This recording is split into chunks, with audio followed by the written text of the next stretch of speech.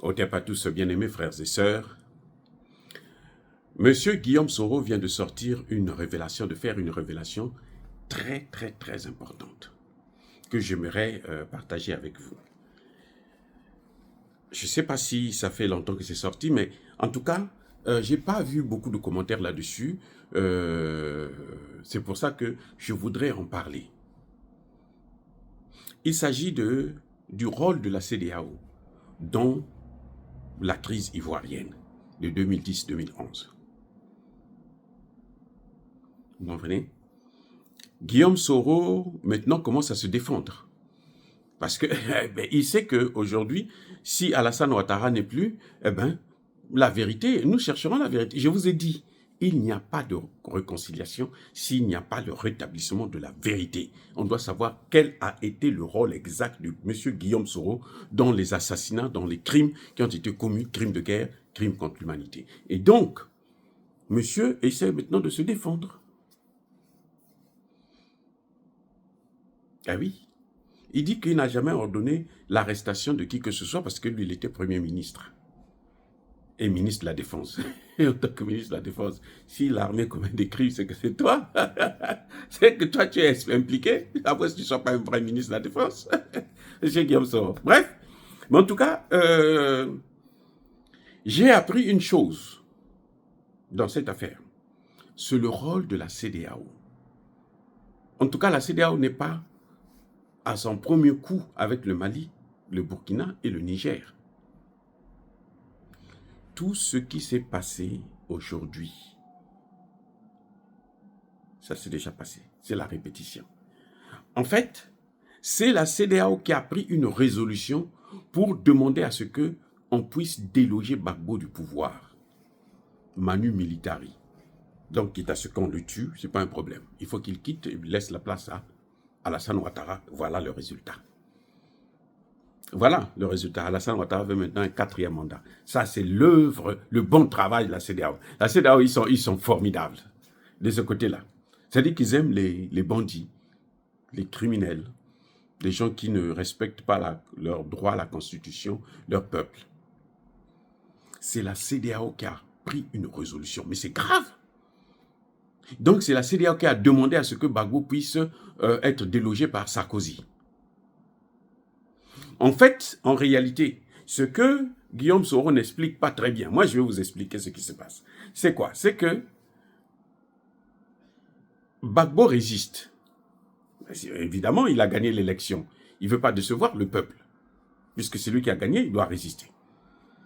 Et donc, les Français ne peuvent pas intervenir directement comme ça, parce que ça serait, un Français américain, ce serait un peu honteux. Hein, un pays qui ne vous a rien fait, et puis vous venez, vous délogez des gens n'importe comment, vous déstabilisez, vous tuez le président, vous le prenez, vous l'amenez en prison, ou quoi, ça n'a pas de sens. Donc, ils cherchent une couverture. C'est comme ils ont fait avec le Niger.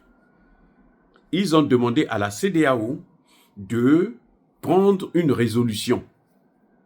Et la CEDEAO a pris la résolution. Maintenant, le problème avec le Niger, c'est que le Burkina s'est levé, le Mali s'est levé. Donc, au lieu d'un pays, ils auraient 3 pays. Donc, ce n'est pas un président qu'ils vont aller déloger. Ils vont faire une guerre contre 3 pays. C'est là la différence. Mais Gbagbo, il était seul. Donc, c'est le président là qu'il faut soit le déloger, soit l'assassiner. On demande à la CEDEAO, faites-nous, donnez-nous la résolution. Nous, on va terminer le boulot. Vous voyez, la CEDEAO donne une résolution. Ils n'ont même pas pris le soin d'aller à l'Union africaine. Ils ont pris cette résolution, ils ont directement amené ça aux Nations Unies, au Conseil de sécurité. Dites-moi qui a amené ça au Conseil de sécurité. Question. Les amis, qui a amené ça au Conseil de sécurité? Et ça ne peut pas être quelqu'un d'autre dehors de la France, parce que c'est leur travail. Qui est le patron des opérations du maintien de la paix dans le monde? Je ne sais pas qui c'est qui. C'est la France, depuis 1945 jusqu'à aujourd'hui. Ça a toujours été un Français qui occupe ce poste. J'espère que maintenant que la Russie est montée en puissance, ils vont s'imposer pour que ça ne soit plus la France. Parce que c'est des bandits. Il faut qu'on les envoie chez eux-mêmes. Bref. Donc, on demande à la CEDEAO de faire une résolution pour leur donner un prétexte. Et il vend avec ça à l'ONU, au Conseil de sécurité. On prend une résolution du Conseil de sécurité, on ne dit même pas, on ne révèle pas la situation. On ne révèle pas ça. Vous avez déjà entendu RFI vous parler de ça? Non. Mais il y a une résolution du Conseil de sécurité. C'est pour ça que vous avez vu l'ambassadeur de France et l'ambassadeur des États-Unis peuvent se permettre d'aller prendre le président de la commission. Mais c'était sur la base de quoi? De cette résolution. Ils peuvent aller arrêter Gbagbo. C'était sur la base de quoi? De cette résolution. Vous voyez comment la CEDEAO a été à l'origine de la déstabilisation de la Côte d'Ivoire. Les amis,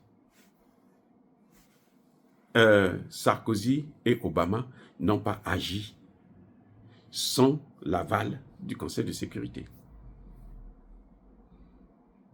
Parce que si c'était l'Assemblée générale, tout le monde allait le savoir. Donc ça s'est passé au Conseil de sécurité à huis clos, entre eux. Et à l'époque, malheureusement, la Russie et la Chine étaient tellement faibles, ne voulaient pas assumer leurs responsabilités, qu'ils se sont certainement abstenus. C'est comme ça s'est passé en Libye. Ils se sont abstenus, voilà ce qui est arrivé. Et ils sont surpris maintenant de voir que ces gens-là sont en train de détruire le monde entier, il faut qu'on arrête ça. Voilà le problème.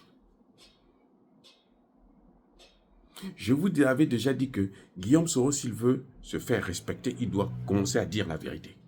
Ça commence à sortir là. Guillaume Soro dit que ce n'est pas lui qui a autorisé qu'on déloge Gbagbo. Ce n'est pas lui. Ce n'est pas lui qui a donné l'autorisation. C'est la CEDEAO.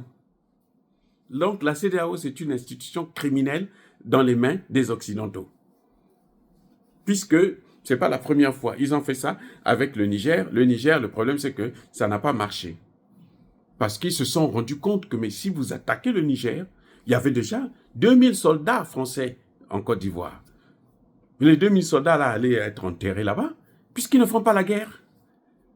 Eux, leur force à eux, c'est que on affaiblit votre armée, ou bien on enlève l'armée chez vous, et puis maintenant, ils viennent avec des avions, des hélicoptères, les putains de rafales là qui ne valent rien. Allez, ils viennent, ils bombardent, ils larguent des bombes partout, dans les écoles, dans les hôpitaux, dans les cités et tout. Bon, ça traumatise la population, vous fouillez, et puis maintenant, ils viennent, ils plantent leur drapeau, ils disent on a gagné la guerre. Ils ne gagnent pas de guerre, il n'y a pas de guerre. Je les ai vus moi-même en Haïti. Il y a tremblement de terre. L'aéroport d'Haïti a été affecté par un tremblement de terre. Ce n'est pas par une guerre, un tremblement de terre. Les Américains viennent réparer l'aéroport pour permettre à ce que les avions puissent atterrir pour apporter l'aide humanitaire. Ils réparent. Dès que les avions ont commencé à atterrir, les Américains plantent leur drapeau. Les gens disent, comme les Haïtiens de ce côté, vraiment, j'ai apprécié. Eux, ils ne rigolent pas. Mais attendez. Pourquoi ils plantent leur drapeau là? Ils ont gagné quelle guerre? Opération humanitaire. Il n'y a pas eu de guerre. Mais comme eux, ils veulent montrer que ce sont eux les meilleurs, ils ont fait quelque chose, alors qu'ils ne foutent absolument rien, ils détruisent. Ils sont repartis d'Haïti. Haïti n'a pas encore réparé les dégâts de ce tremblement de terre de 2010. Jusqu'aujourd'hui. On avait donné beaucoup d'argent à Clinton, qui a mis dans sa poche, tranquille. Il vient, il vous balance n'importe quoi, il rigole avec vous et tout, machin. Et puis bon, il s'en va. Voilà. Donc la CEDEAO n'a jamais été au service de l'Afrique. C'est au service de l'Occident.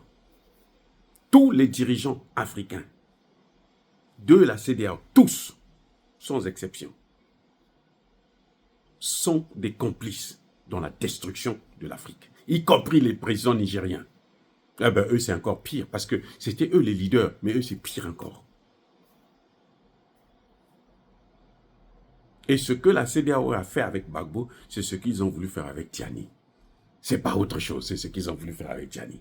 La CEDEAO n'est pas à son premier essai, c'est dans ses habitudes. Mais j'espère maintenant que les 3 pays-là sont sortis et que la CEDEAO est appelée à disparaître. J'espère que certains chefs d'État vont commencer à réfléchir. L'Afrique n'appartient pas aux Occidentaux, ni encore à des présidents bandits qui passent leur temps à mettre l'Afrique dans les mains des Occidentaux. Soyez bénis, abondamment bénis par le Dieu des Kémites et par nos ancêtres angélisés. Mais que tous ceux qui persécutent le continent africain, le pillent et le déstabilisent, qu'ils soient noirs, blancs, chinois, arabes, juifs, indiens, qui qu'ils soient punis, maudits, foudroyés, neutralisés, écrasés, effacés par le Dieu des Kémites et par nos ancêtres angélisés. Vive l'Afrique éternelle, j'ai dit et j'assume.